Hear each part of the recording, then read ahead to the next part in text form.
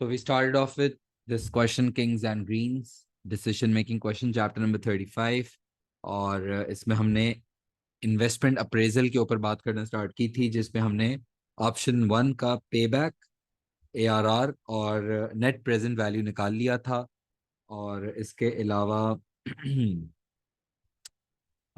Option number 2 का हमने पे बैक नहीं निकाला था। आई सेड कि आप लोग इसको निकालना, लेकिन वैसे मैं सिर्फ एक बात बता रहा हूँ कि अगर वैसे किसी भी एग्जाम में जो है इस तरह की कैलकुलेशंस आती है ना, अगर ज़्यादा पे बैक ARR NPV मतलब इतनी ज़्यादा अगर कैलकुलेशंस, वैसे इतनी नहीं आएंगी मैं तुम लोग को बताऊं, क्योंकि ना ये जो क्वेश्चन दिया हुआ है ये तो बुक का क्वेश्चन है ना, ये हमारी पीटर सिम्पसन बुक का क्वेश्चन है। एग्जाम में 6 मार्क्स की कैलकुलेशन नहीं आती, 4 मार्क्स की कैलकुलेशन आएगी।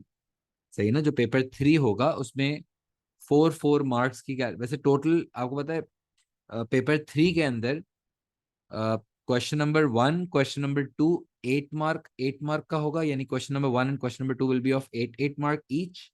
क्वेश्चन नंबर 3 और क्वेश्चन नंबर 4 जो होता है, क्वेश्चन नंबर 3 और मैं जस्ट शो यू, जो देखो इस तरह से आता है पेपर 3 जिसमें एक केस होगा, 2 पेज का केस होगा, ये 1 पेज लगा हुआ है स्पेसिमेन का, बट इस तरह के 2 पेजेस का एक केस होगा और इस पे 5 क्वेश्चंस होंगे। पेपर 3 की बात कर रहा हूँ, पांचों क्वेश्चंस करने होंगे। क्वेश्चन नंबर 1 एंड 2 जो है that will be for 8 mark, 8 mark each. और 8 मार्क के लिए देख लो एक पेज गिवन होता है बस। और question number 3 will be divided into like 4 marks की कैलकुलेशन होगी, 4 मार्क्स की कैलकुलेशन होगी और फिर उसके ऊपर जो उसका नेक्स्ट थ्योरेटिकल पार्ट होगा वो थ्योरेटिकल पार्ट होगा 12 मार्क। ठीक है, मतलब 4 मार्क की कैलकुलेशन होगी और फिर वैसे 8 मार्क के लिए देखो 1 पेज गिवन है, और 12 मार्क के लिए अगर मैं देखूँ ना तो 12 मार्क के लिए मुझे टोटल 1.5 पेज गिवन होता है फॉर 12 मार्क। इसी तरह जो क्वेश्चन नंबर 4 होगा, 4 मार्क की कैलकुलेशन होगी और 12 मार्क का उसमें इसका पार्ट होगा, और 12 मार्क के लिए देख लो 1.5 पेज गिवन होता है। और क्वेश्चन नंबर 5 जो है वो अकेला होगा 12 मार्क का। So basically 8, 8, 16, 16 and 12। 16 would be further divided into 4 marks of calculation and 12 marks of theory. Paper 3 की बात कर रहा हूँ। और ये टोटल एग्जाम करने के लिए मेरे पास होता है 1 hour and 45 minutes। एंड जो वैसे अब सोचे तो अगर कैलकुलेशन है तो कैलकुलेशन मैक्सिमम 4 मार्क की आएगी। सही है, अब ये बुक का क्वेश्चन है तो इसमें तो बहुत ज्यादा कैलकुलेशंस दी हुई हैं। पे बैक भी 4 मार्क का दिया हुआ है, ARR भी 4 मार्क का, अगर 6 मार्क का दिया हुआ था वैसे तो। लेकिन एग्जाम में कोई भी एक आई थिंक कैलकुलेशन आ जाएगी, या बहुत ही मुश्किल करना होगा तो 2 आ जाएंगी। 2 2 मार्क्स दे देगा अगर मुश्किल डिफिकल्टी लेवल बढ़ाना होगा तो। लेकिन तीनों नहीं आएंगी, ये तो सिर्फ अभी प्रैक्टिस के लिए ये तीनों दी हुई हैं। लेकिन अगर मुझे सारी कैलकुलेशंस करनी हो ना तो इसका एक इजी सोल्यूशन ये है कि मैं बार बार टेबल ना बनाऊं। I can just make the table once and I should know that for which technique I need which data. सबसे पहला कॉलम हमें पता है कि होता है ईयर, जिसमें we start with 0 and then the project life is 5 years। And then हमें लिखना होता है net cash flows. So now for option 2 I need net cash flows which are पहले साल में जाएंगे 240, बिकॉज 240,000 की मशीन है, ये इक्विपमेंट जो भी है 240,000 है ना, तो 240 चला जाएगा outflow in the first year. फिर ईयर 1 पे आएगा 120,000 and I just have to see the data. 120 है पहले साल में। इसके बाद 72, 72, 42 एंड 62, 72, 72, 42 एंड 72, 72, 42 एंड 62, 62,000। सही है। सो बेसिकली ये मैंने नेट कैश फ्लोज कॉपी कर लिए। इसके बाद मुझे कॉपी करने होते हैं discount factors which are given at the rate of 10%। And then I have to calculate multiplied basically, जिसका हमें ये बात पता है लास्ट क्लास से भी। जिसके बाद मेरे पास आ जाती है present value of future cash flows. Present value of future cash flows के जो फ्यूचर में पैसे आने हैं उनकी आज क्या वैल्यू है, जिसको हम डिस्काउंटेड कैश फ्लोज भी कहते हैं। सही है। और ईयर 0 पे डिस्काउंट फैक्टर हमेशा 1 होता है। फिर बाकी के discount factors I just have to copy 0.91, 0.83, 0.75, 0.68 and 0.62। As it is I just have to copy 0.91, 0.83, 0.75, 0.68 and 0.61 था या 62 था, 62, सही है। और फिर मुझे करना होता है इसको multiply. I'll just have to multiply the net cash flows with the discount factor. So if I multiply, I'll just multiply it. 240,000 into 1 will be 240,000 negative, and then बाकी 120 into 0.91, ये सारे मल्टीप्लाई करने होंगे, सही है। और ये हो गया मल्टीप्लाई, सही है। और मल्टीप्लिकेशन के बाद जो ये आंसर आता है, इस आंसर को हम कहते हैं present value of future cash flows, या इसको हम कहते हैं डिस्काउंटेड कैश फ्लोज, ठीक है। And then I need to first calculate payback. और पे बैक का मतलब मुझे पता है, पे बैक का मतलब होता है कि जो मैंने इन्वेस्ट किया वो पैसे कितने टाइम में रिकवर हो जाएंगे। So I am going to invest how much, I am going to invest 240,000, और ये रिकवर होंगे, पहले साल में आ जाएगा 120, तो पे बैक पहले साल में तो नहीं आ रहा, दूसरे साल में फर्दर आ जाएगा 72,000। सो टोटल हो गया 192। अभी तक पे बैक नहीं आया ना, 192 हो चुका है 2 साल तक, और अभी तक मेरा पे बैक नहीं आया है। और फर्दर मुझे कितने चाहिए, 48,000 चाहिए फर्दर, बट एक्चुअली ज़्यादा रिसीव हो गए, तो डेफिनेटली इसका मतलब ये है कि 2 साल और कुछ महीनों में मेरा पे बैक आया होगा। ये लास्ट क्लास में हमने काफ़ी स्लो की थी working, I am just going to fast, I know, but ये लास्ट क्लास में इसी तरह की बातें की थी ना।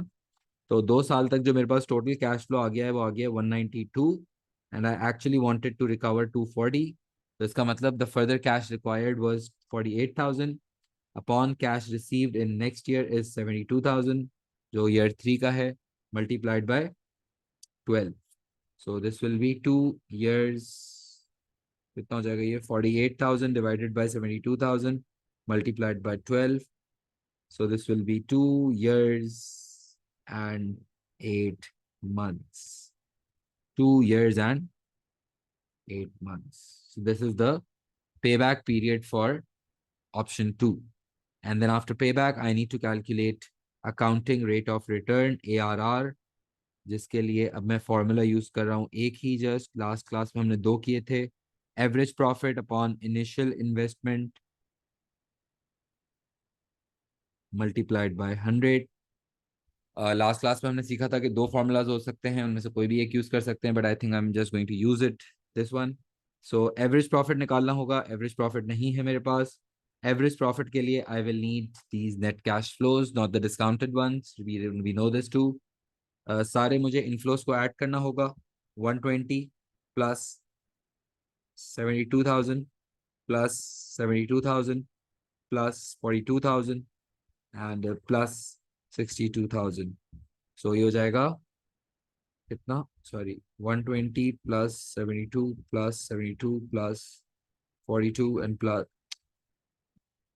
सॉरी यार, 120 plus 72 plus 72 plus 42 plus 62, this will be 368, 3,68,000। this is the total, that this is the total paisa, 368,000 that will be coming in। लेकिन मैंने इसके लिए इन्वेस्ट कितना किया था, 368 के इनफ्लो के लिए मैंने इन्वेस्ट किया था 240,000, तो ये हो गया 240,000। ये टोटल प्रॉफिट आ जाएगा ना, 368 minus 240 equals to the total profit is 128। This is the total profit, but I don't need the total profit, I need average profit, right. तो अब ये 128,000, 1,28,000 मैंने कितने सालों में कमाया, ये टोटल जो मैंने प्रॉफिट किया है वो मैंने टोटल 5 साल में किया है ना। तो if I divide this over 5, then 128,000 divided by 5 is equals to $25,600, and this is the average profit, this is the average profit for option, if I go for option 2। तो एवरेज प्रॉफिट आ गया मेरा 25,600 का, divided by the initial investment of 240,000 multiplied by 100, 25,600 divided by 240,000 multiplied by 100, so this is 10.66666, so I can just write it as 10.7%, 10.7%। और ये आ गया मेरा accounting rate of return. I am sure कि अब ये समझ आया है, मैंने बहुत ज़्यादा स्पीड में इसलिए कहा है क्योंकि ये भी already did that in the last class, मतलब ऑप्शन वन का हमने किया था ना। और last I need to calculate net present value. और नेट प्रेजेंट वैल्यू निकालने के लिए क्या करना होता है, बस जितने भी मैंने ये प्रेजेंट वैल्यूज निकाले हैं या जो मैंने डिस्काउंटेड कैश फ्लोज निकाले हैं, I just add up all the inflows and then I deduct the cash outflows. तो आउटफ्लो तो मेरे पास 240,000 दिया हुआ है। अब मुझे इन सारे इनफ्लोज को ऐड करना होगा ना, इन सारे इनफ्लोज को 109,200 प्लस 59,760 प्लस दिस सारे ऐड करने होंगे। तो बेसिकली इसका टोटल आ जाएगा, सबको जब मैं ऐड करता हूँ ना इन सब इनफ्लोज को, तो मेरे पास टोटल आ रहा है 289,960। सही है। तो नेट प्रेजेंट वैल्यू हो जाएगी 289,960 minus 240,000। This will B $49,960। This is the net present value if I go for option number 2। सही है। तो ये मेरे पास आ गया पे बैक। पे बैक आ गया कितना, पे बैक आ गया 2 साल और 8 महीने। इसका मतलब यह है कि अगर मैंने ऑप्शन नंबर 2 में इन्वेस्ट किया तो जो मेरी अमाउंट इन्वेस्टेड है that will be recovered in 2 years and 8 months, whereas the accounting rate of return will be 10.7%, and the net present value that I'm expecting from this project is 49,960 if I go for equipment या option 2। तो अब exam में definitely इसका हमें comparison भी आएगा कि बताओ कि कौन सी मशीन में इन्वेस्ट करना है। तो अगर मैं इसके रिजल्ट्स को समराइज करूं सिर्फ 2 मिनट के लिए, तो पे बैक, एक तो मैंने पे बैक कैलकुलेट किया है, एक मैंने ARR कैलकुलेट किया है, और एक मैंने नेट प्रेजेंट वैल्यू कैलकुलेट किया है। और there are two options, option one and option two. And for option one the payback was, payback कितना था उसका, ये भी ऊपर ऊपर ही लिखा हुआ है, सॉरी, ये तो मैंने इधर ही समराइज कर दिया इसको। खैर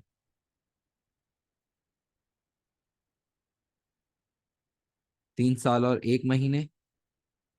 जबकि अगर मैं ऑप्शन टू पे जाता हूँ तो ऑप्शन टू पे कितना है, 2 years and 8 months. If I invest into equipment one, option one, then I'll recover the amount in 3 year and 1 month. But if I invest in option two, then the recovery will be in 2 years and 8 months, which means that option two is a better option with respect to payback. Why? Because option two में अगर मैं पैसे लगाता हूँ तो मेरे पैसे 2 साल और 8 महीनों में वापस आ जाएंगे। But if I invest in option number one, if I invest in this eco-friendly equipment, then the payback will be much, not much, but quite late। 2 3 3 महीने का फर्क है, ज्यादा फर्क नहीं है वैसे, लेकिन कॉस्ट में भी तो बहुत फर्क है ना। वो 355 की है और ये 240,000 की है। तो जाहिर है जब आप थोड़ा सा इन्वेस्ट ज्यादा करोगे तो पे बैक भी स्लो होगा। और अगर हम देखें तो सही है, दोनों का ट्रेंड सही है वैसे अगर देखा जाए। इनिशियल पहले साल में ही कैश फ्लो ज्यादा है, फिर थोड़ा थोड़ा ग्रेजुअली कम होता चले जा रहे हैं। तो इन्वेस्टमेंट आई थिंक ज्यादा होने की वजह से पे बैक स्लो है, जिसका I think I can say that option one will not be considered according to payback. और अगर मैं ARR देखूं तो ARR जो है वो इनिशियल इन्वेस्टमेंट वाला उठा रहा हूँ, 7.6% आ रहा है। अब जाहिर है दोनों तो एग्जाम में कैलकुलेट नहीं करोगे ना, कोई एक कैलकुलेट करोगे और एक को कंपेयर करना। अगर इनिशियल इन्वेस्टमेंट वाला यूज कर रहे हो तो इनिशियल इन्वेस्टमेंट वाला यूज कर लेना, बट एवरेज इन्वेस्टमेंट वाला फॉर्मूला यूज कर रहे हो तो फिर एवरेज वाले दोनों निकालना। बट दोनों को कंपेयर आप सेम तरीके से करना। लेट्स से अगर मैं इसका ये वाला यूज कर रहा हूँ, 7.6% इनिशियल इन्वेस्टमेंट वाला यूज कर रहा हूँ, तो मैंने इसमें भी इनिशियल इन्वेस्टमेंट से निकाला तो कितना आ रहा है, 10.7%। ऑप्शन टू का ARR भी मेरा 10.7% आ रहा है, और ARR के हिसाब से भी ऑप्शन टू बेहतर नजर आ रहा है, which means that the amount invested into the business will be into the option two will be generating a higher percentage of returns annually as compared to option one, which shows that option two is more profitable uh, as compared to option one.